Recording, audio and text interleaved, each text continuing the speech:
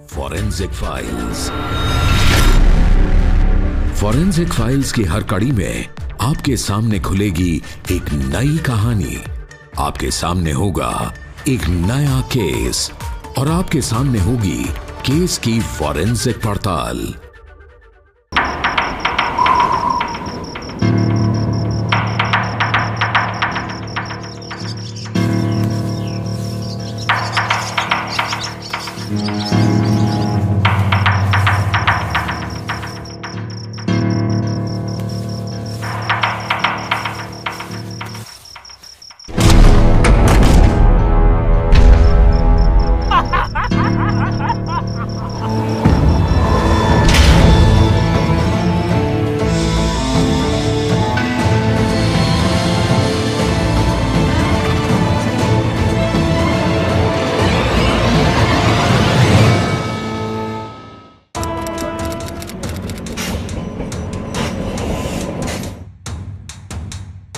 सब कुछ फिक्स था, सब के सब मिले हुए थे।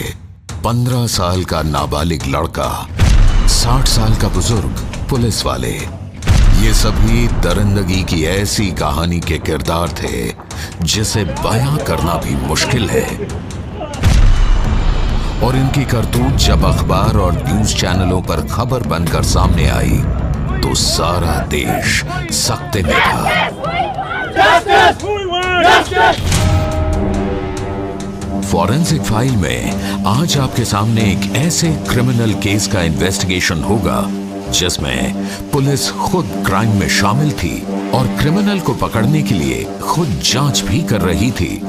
केस के हर एविडेंस, हर सबूत को पुलिस वालों ने ही मिटाने की पूरी कोशिश की, लेकिन फॉरेंसिक जांच में पुलिस की पूरी कंस्पिरेसी सामने आ गई। इस केस की फॉरेंसिक छानबीन की हर कड़ी, हर पहलू को आप खुद देख पाएंगे और आपके साथ होंगे एबीपी न्यूज के फॉरेंसिक एक्सपर्ट इंद्रजीत राय। फॉरेंसिक इन्वेस्टिगेशन ऐसे वक्त में बहुत मुश्किल हो जाता है जब किसी भी अपराध में पुलिस खुद शामिल हो जाए, सबूतों को मिटाने लगे और आरोपियों को बचाने का काम करे। जम्मू कश्मीर के कठुआ में कुछ ऐसा ही हो रहा था। एक नाबालिग की आड़ में आरोपियों की एक पूरी फौज को बचाने की कोशिश की जा रही थी। रुक रुक, पत्थर उठा। ये वाला नहीं, वो बड़ा वाला। जंगल झाड़ियों के बीच एक सब इंस्पेक्टर नाबालिग लड़के को अलग अलग ठिकाने पर ले जा रहा था, उसकी तस्वीरें ले रहा था।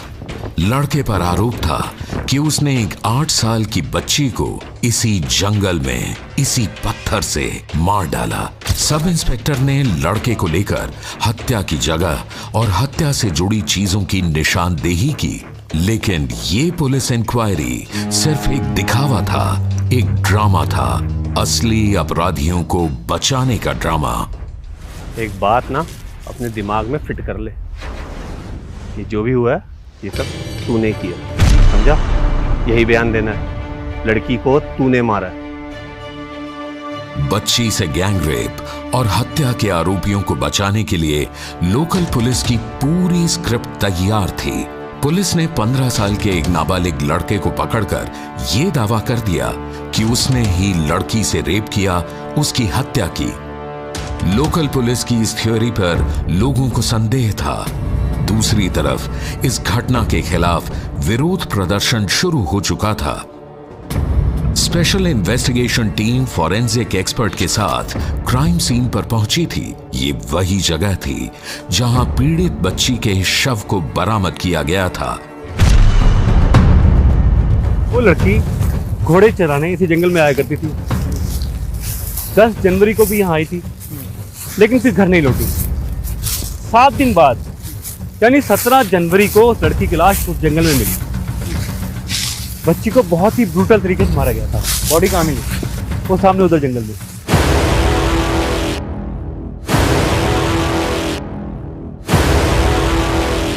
एसआईटी को इस केस की जांच नए सिरे से करनी थी। इस वारदात को हुए तकरीबन 1 हफ्ते से ज़्यादा का वक्त हो चुका था। ऐसे में सबूतों के नष्ट होने की संभावना सबसे ज़्यादा होती है। या तो ये सबूत अपने आप नष्ट हो जाते हैं या फिर आरोपी खुद इन्हें नष्ट करने में लग जाते हैं।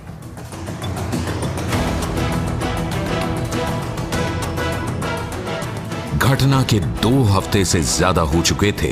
ऐसे में रेप और हत्या से जुड़े एविडेंस खोजना एक बड़ी चुनौती थी। सर, इसमें है पुलिस केस डायरी, लड़की की पोस्टमार्टम रिपोर्ट, और सर ये वो कपड़े हैं जो पुलिस इंक्वायरी के दौरान सीज किए गए थे। एक एक चीज़ को सीज करो और हर उस चीज़ का एग्जामिन करो जिसका इस घटना से संबंध हो। उस सब इंस्पेक्टर को बुलाओ जिसने केस की इंक्वायरी की है।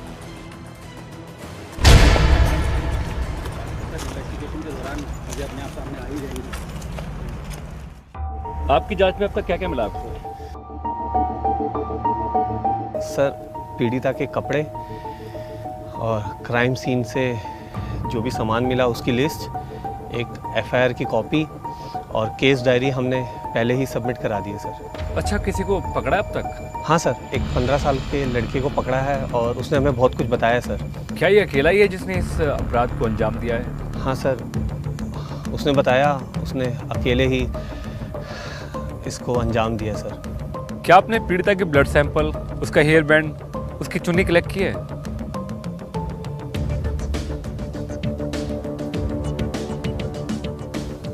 नहीं सर। क्या?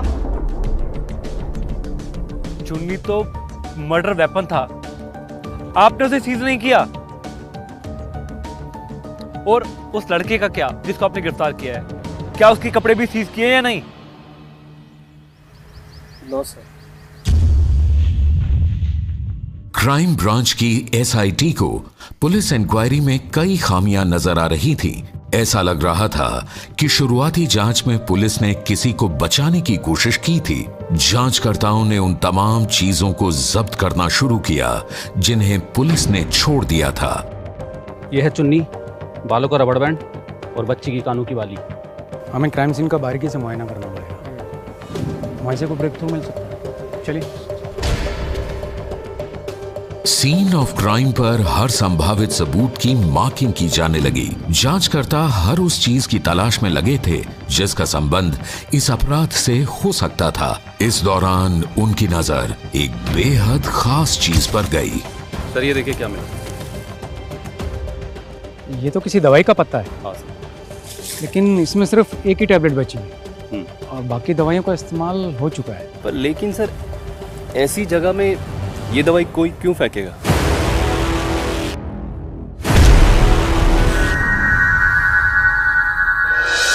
दवा का रैपर आखिर सीन ऑफ क्राइम तक कैसे आया? क्या इस दवा और अपराध के बीच कोई संबंध है? आखिर ये दवा है किस चीज की? इन सारे सवालों के जवाब फॉरेंसिक लैब में खोजे जाने थे, लेकिन एसआईटी किसी ऐसे सबूत की तलाश में थी जिससे आरोपी का सीधा संबंध साबित हो। क्रिमिनल साइंस कहता है कि कोई भी अपराध करने वाला या अपराधी को बचाने वाला एक गलती जरूर करता है। यही गलती उसके जुर्म का हिसाब करने के लिए काफी होती है। अब उस अपराधी की एक गलती की तलाश थी जिससे उसके जुर्म की सजा दी जा सके।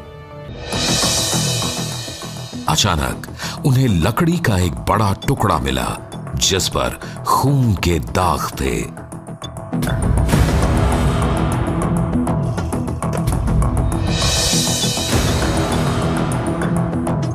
क्राइम सीन पर मिले फुटप्रिंट, बालों में लगाने वाला रबड़ बैंड, चुन्नी, कानों की बाली, बच्ची के कपड़े, खून के दाग वाला डंडा और टैबलेट वाली दवा का रैपर। एसआईटी की छानबीन में मिले ये अहम एविडेंस थे जिनकी फॉरेंसिक जांच के जरिए बच्ची के साथ हुई बर्बरता की सच्चाई सामने आ सकती थी।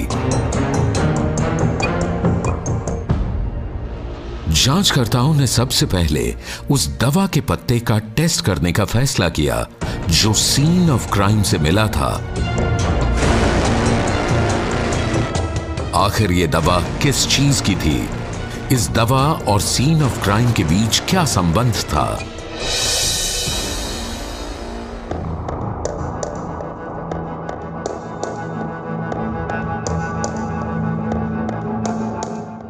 सर, इसमें तो केमिकल मिला है। सर, इसमें तो वो केमिकल मिला है जिससे डिप्रेशन और नींद की दवाई बनाई जाती है।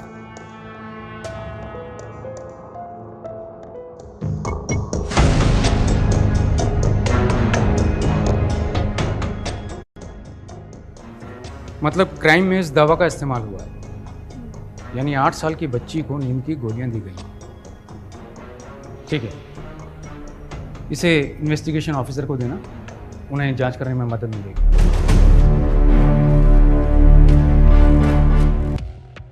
अब जांचकर्ता सीन ऑफ क्राइम से मिले कुछ बालों की एनालिसिस करने जा रहे थे। इसके लिए सबसे जरूरी था बालों से डीएनए एक्सट्रैक्ट करना और फिर उस डीएनए की प्रोफाइलिंग करना, ताकि ये पता चल पाए कि सीन ऑफ क्राइम पर बच्ची के अलावा कितने लोग मौजूद थे। सर, इसमें तो 3 लोगों का डीएनए प्रोफाइल मिला है, जिसमें से एक बच्ची का है। तो बाकी 2 लोग और कौन है? सर अभी तो पता नहीं चला, लेकिन सर ये डीएनए उस लड़के से मैच नहीं कर रहे जिसको पुलिस ने अरेस्ट किया है। मतलब क्राइम सीन पे 2 लोग और थे। सर फिलहाल तो यही लग रहा है।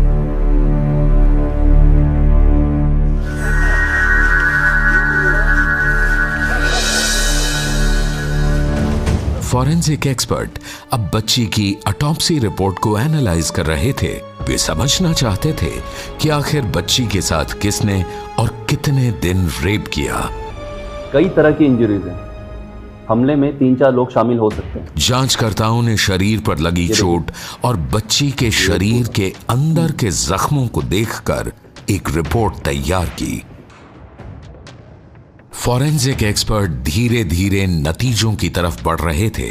जांच के लिए अब उनके सामने था बच्ची के बालों का रबर बैंड और कान की बालियां। वे जानना चाहते थे कि सीन ऑफ क्राइम पर आखिर क्या हुआ था। सबसे पहले कान की बालियों का माइक्रो एनालिसिस किया गया। इसमें जांचकर्ताओं को खून के ट्रेसेस मिले। खून किसका? सर बच्ची का ही है। यानी बच्ची पर कई दिन तक लगातार कई बार हमला हुआ और आखिर में उसे मारा गया। Yes sir. लैब में अब बच्ची के बालों में लगे रबर बैंड की फॉरेंसिक एनालिसिस शुरू होती है। जांचकर्ताओं को इसमें 73 बालों के टुकड़े मिलते हैं। लगता है लड़की के बालों से बहुत फोर्सली इसे खींचकर निकाला गया, तभी इसमें इतने सारे बाल लगे। जांचकर्ताओं की असली चुनौती बच्ची के कपड़ों से उसके खून के निशान ढूंढने की थी। पुलिस इंक्वायरी में बच्ची के जो कपड़े मिले थे उन पर खून के निशान नहीं थे। कपड़ों को देखकर साफ लग रहा था कि उन्हें साबुन से धोया गया है। धुले हुए कपड़ों पर खून के निशान दिखाई नहीं दे रहे थे। इससे अदालत में यह साबित करना मुश्किल होता कि बच्ची पर कोई हमला हुआ था। अरे सर जी, ये लड़की के धुले कपड़े तो लेते जाओ। सही से धुले हैं ना? सही से धो दिए। फॉरेंसिक जांच में बच्ची के कपड़ों का बेहद बारीकी से लैब टेस्ट किया गया। आशीष, इसकी फिर से स्वैबिंग करो और माइक्रोस्कोप से दोबारा से रीटेस्टिंग करो। और लैब टेस्ट में कपड़ों पर खून के निशान पाए गए। किसी भी जुर्म को साबित करने में सबसे इंपॉर्टेंट होता है मर्डर वेपन। बिना मर्डर वेपन के अदालत में जुर्म साबित करना बहुत मुश्किल होता है। लेकिन इस केस में मर्डर और मर्डर वेपन की ऐसी कहानी सामने आने वाली थी जो जांचकर्ताओं को चौंकाने के लिए काफी थी। जांचकर्ताओं के पास 3 ऐसी चीजें थी जिन पर मर्डर वेपन होने का शक था। सीन ऑफ क्राइम से मिला पत्थर, खून के दाग वाला लकड़ी का टुकड़ा और बच्ची की चुन्नी। सर हो सकता है कि उस बच्ची पे ऐसे हमला किया गया। सर ये जो ब्लड स्पॉट है इसका डिकम्पोजिशन लेवल ज्यादा लग रहा है और जो हमें पत्थर में मिला था उसका डिकम्पोजिशन लेवल कम था। तो सर आई थिंक सर इसका मतलब ये भी मर्डर वेपन है? हो सकता है। तुम एक काम करो, इस ब्लड सैंपल को स्लाइड पर लेकर चेक करो। एसआईटी ने बच्ची की चुन्नी भी बरामद की थी। चुन्नी की जांच से हत्या से जुड़ी एक और जानकारी सामने आई। सर ब्लड बच्ची का ही है। मतलब कई दिनों तक अलग अलग वेपन से मारकर उस बच्ची का मर्डर किया गया है। डिकम्पोजिशन लेवल के हिसाब से पहले उसे इस लकड़ी की हत्थे से मारा गया, उसके बाद चुन्नी से गला घोटा गया और आखिर में इस पत्थर से मारा गया। फॉरेंसिक इन्वेस्टिगेशन में कुछ बातें साफ होती जा रही थी। बच्ची के साथ गैंग रेप हुआ था। इसमें नाबालिग लड़के के अलावा दूसरे लोग भी शामिल थे। बच्ची को नींद की दवाई दी गई थी। बच्ची के साथ कई बार रेप हुआ था, कई बार हमला हुआ था। लेकिन वे लोग कौन थे? एसआईटी की टीम ने उस नाबालिग लड़के को पूछताछ के लिए बुलाया जिसे पुलिस ने गिरफ्तार किया था। 15 साल के उस नाबालिग लड़के ने हत्या की पूरी कहानी एसआईटी को बता दी। एसआईटी को अब यह पता चल चुका था कि आखिर उस 8 साल की बच्ची की गैंगरेप और हत्या में कौन कौन लोग शामिल थे। लेकिन अदालत में इस बात को साबित करने के लिए एसआईटी ने उन सबूतों को जुटाना शुरू किया जो ट्रायल के दौरान इन आरोपियों के जुल्म को साबित कर पाए। जांचकर्ताओं ने उन तमाम आरोपियों के फोन लोकेशन का पता लगाना शुरू किया। सर ये देखिए, सर ये इंस्पेक्टर पहले भी था बच्ची के गायब होने से और अभी भी यहाँ पर। जिनसे ये जानकारी मिल सके कि वे बच्ची के गायब होने के बाद कहां-कहां गए। कई बार गए। मैं लड़की को ठिकाने ले जाता हूँ, आप वहीं आ जाना।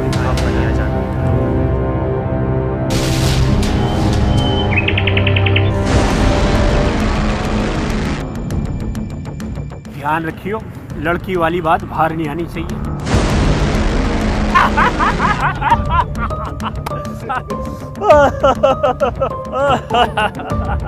हाँ भैया, आ जा।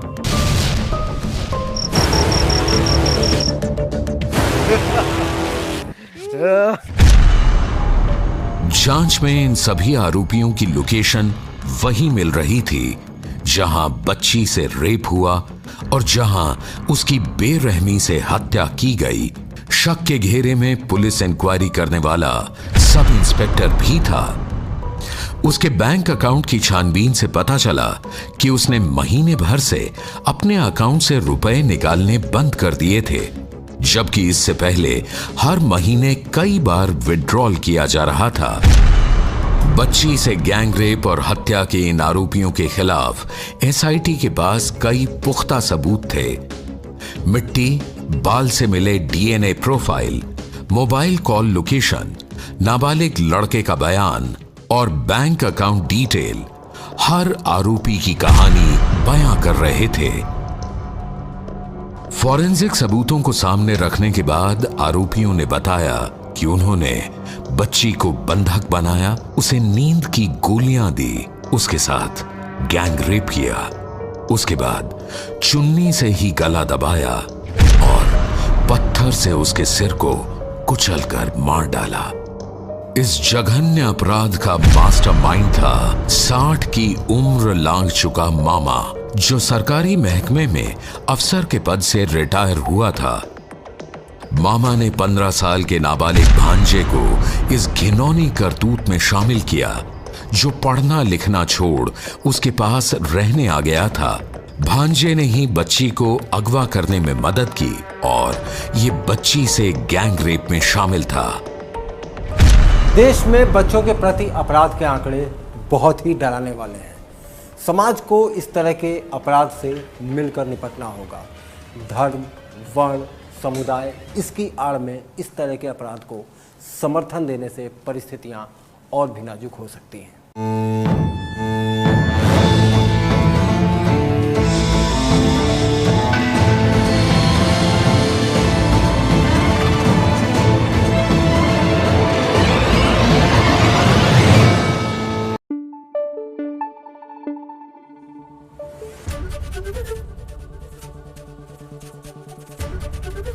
एबीपी न्यूज आपको रखे आगे।